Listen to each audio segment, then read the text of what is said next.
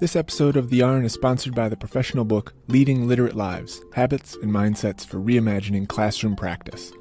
Colby talked with author Stephanie Affinito about the book. So often in my work with teachers, I find that they put their own literate lives on the back burners. But by making time in our personal lives for reading and writing, I find that it shifts the way we think about reading and writing in the classroom. There are over 50 invitations for both reading and writing to help teachers cultivate habits for more reading and writing in their lives. The best part is that teachers can then take those same activities and bring them to their students so that they can do the same in their classrooms. Teachers who lead rich, literate lives can help students to do the same. Leading Literate Lives will show you how. Visit hein.pub/leadingliterate-lives to learn more and order a copy. That's hein.pub/leadingliterate-lives.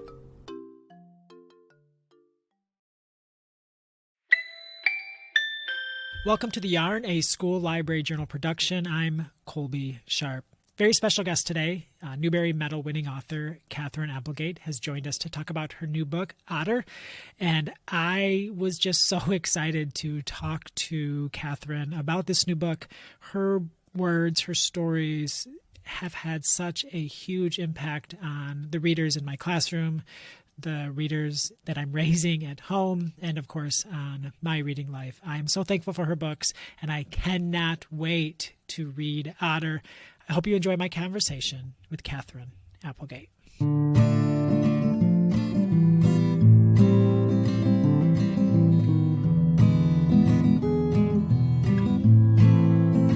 Katherine Applegate, I know absolutely nothing about your new book. I've avoided reading anything about it because I haven't seen a copy, and you have gotten to the point in my author fandom trust that I just would rather just dive into one of your books knowing nothing. But since we're doing this interview, we're going to talk about the book, and then I'm going to read it as soon as it comes out.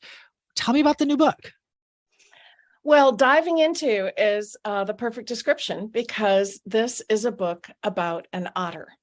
And I've always been fascinated by them. I knew very little about them, but they're just so gorgeous in the water. There's, that liquid way they move and the way they look like they're having so much fun. And I started doing research, and I had this plan for what it was going to be. It was kind of going to be a little rescue adventure thing. And then I started diving deeper, as it were, into a program at the Monterey Bay Aquarium in California. And it involves rescuing and rehabilitating orphaned baby otters. And it was so fascinating that I rewrote the story. And it was absolutely so much fun. Some of the most fun research I've had since I did the one and only Ivan, I think. So what is your research process? What does that look like? It's like, like they say, making legislation or sausage. It's messy, but it's effective.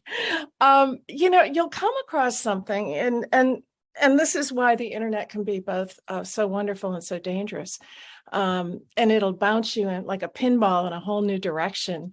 And that's, of course, what happened with this book. Back in the day, and this was way back in the day, when my husband and I wrote Animorphs, we didn't have the internet. We went to the library. We had the most enormous in-house library of books about animals you could ever imagine. But of course, sometimes they'd be out of date or they wouldn't have quite the data you want. Now, if I need to know how much a 6-month-old baby otter might weigh, I've got it, in 10 seconds. And that really opens up the possibilities. So with Monterey Bay, once I realized I was going to do this, I went there. I live in Los Angeles, so it's just a few hour drive, and it's the most beautiful area, and it's a gorgeous aquarium. So of course, visited the aquarium, saw the otters.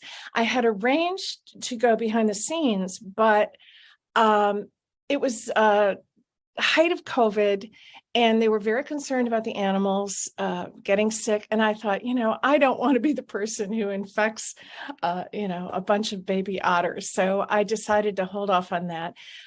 Instead, I went to it's a little area that connects to the Monterey Bay called Elkhorn Slough. A slough is sort of like a swampy area where a lot of the otters are rehabilitated.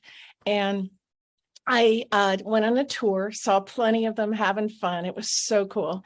And then the most important thing I did was, after I was done with the manuscript, I had it vetted by two of the biologists who actually have spent time bringing those orphans back into the world. And that was vital because, they corrected me on a lot of little points. So that part was really fun. What was the hardest part about writing this book? Well, that in part, because I wanted to make sure I got everything right. The easiest part, interestingly, was I wrote it in free verse. And I hadn't done that since I wrote Home of the Brave. And I loved doing it. For me, it's easier than straight prose. I don't know why. It just works. It's how my brain works. And my favorite part of writing is picking just the right word, making sure I have a sentence that I love. And so free verse is perfect for that.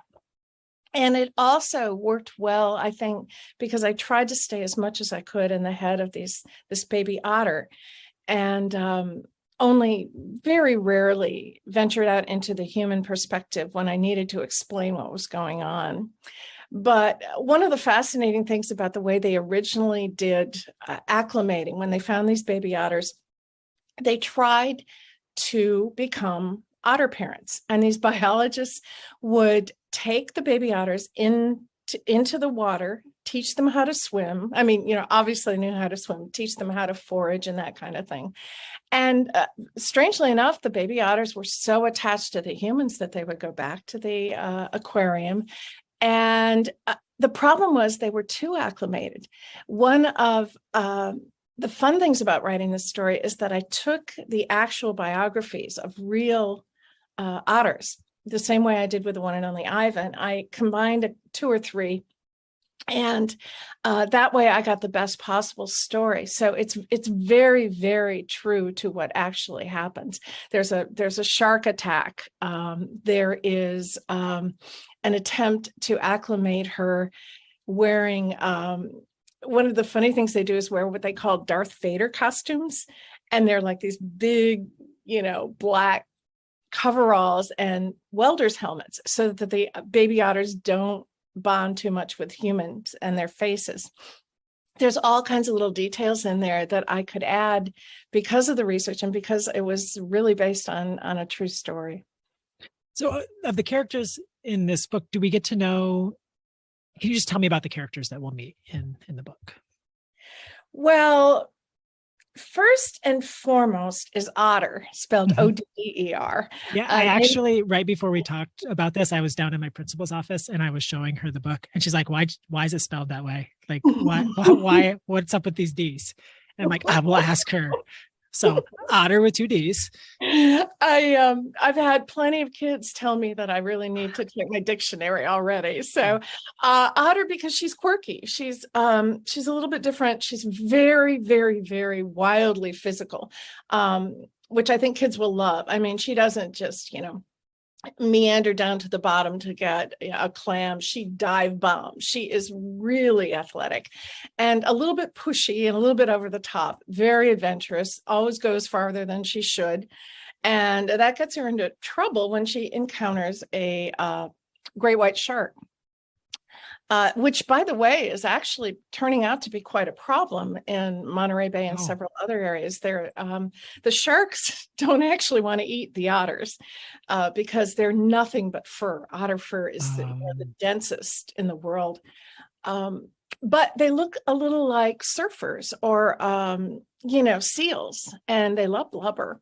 So they'll attack the otter and then go, oh, yuck, and spit them out. And that's exactly what happens in this story. It's not too gruesome. It's not over the top. I haven't had anyone find it too scary, but it obviously creates some serious jeopardy. So Otter's really kind of crazy, and she ventures out too far, gets herself into trouble, and ends up being rehabilitated at the Monterey Bay Aquarium. And when she's re-released, the problem is she's so fascinated by humans that she's jumping on kayaks and, decks. And this really is a problem around there was until they figured out a new way to have the otters cared for. And that is by using surrogate moms. Mm. So are there any human characters that we get to spend time with in this book? Only peripherally, but very important, the biologists who actually, they prefer to be called aquarists. And they're almost always from her perspective. So she's going, what are those weird tentacles on their arms? And, why, where's their hair? And, just that complete weirdness that would overtake you if you're an otter seeing a human for the first time. A couple times we venture into their POV when we need to understand that they're being cared for and how they're being cared for.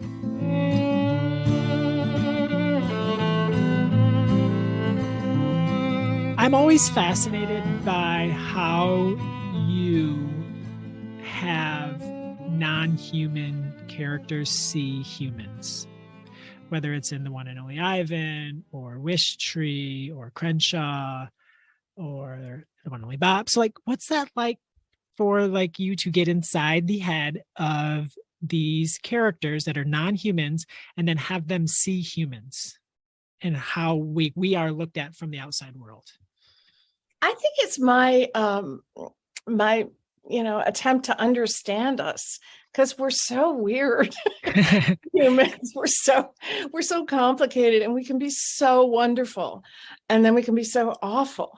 And I think you see that in things like Ivan and Wish Tree, that the real good, the highs and the lows. And I think it helps me kind of parse through that.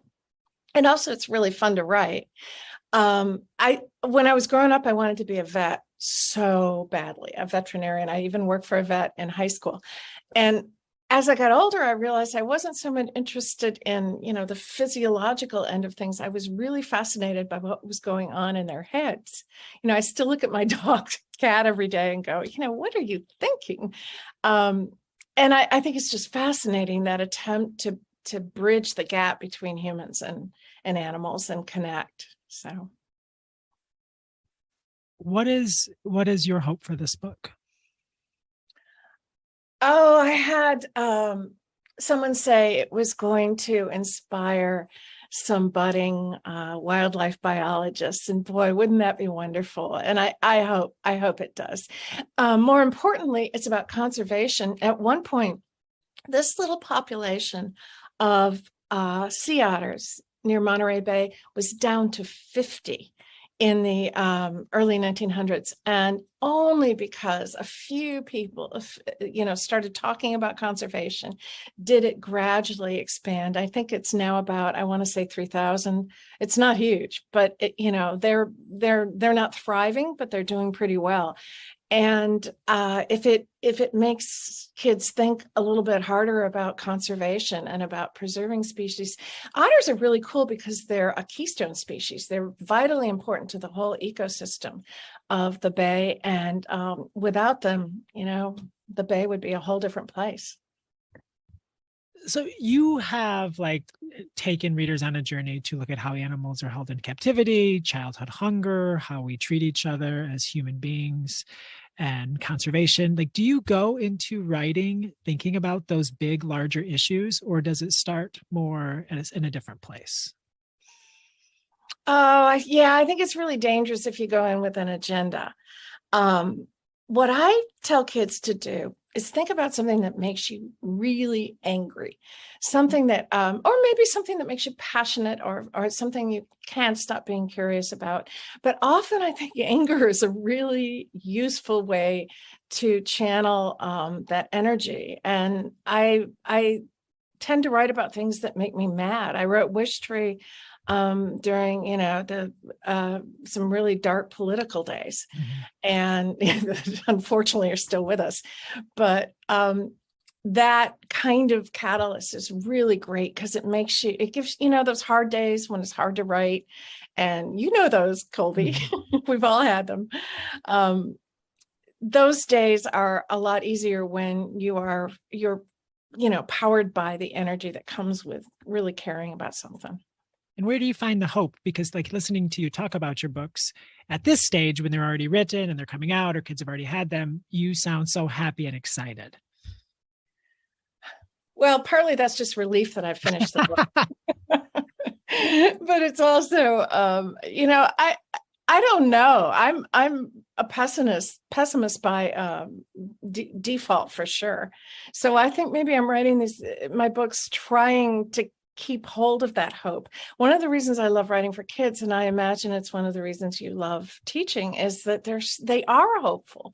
They're idealistic. They're looking at the world and thinking, how can I change it? How can I be part of it? And some of the most hopeful moments for me are when I go do school visits and I'm around those kids and I go, wow, yeah, it's going to be okay.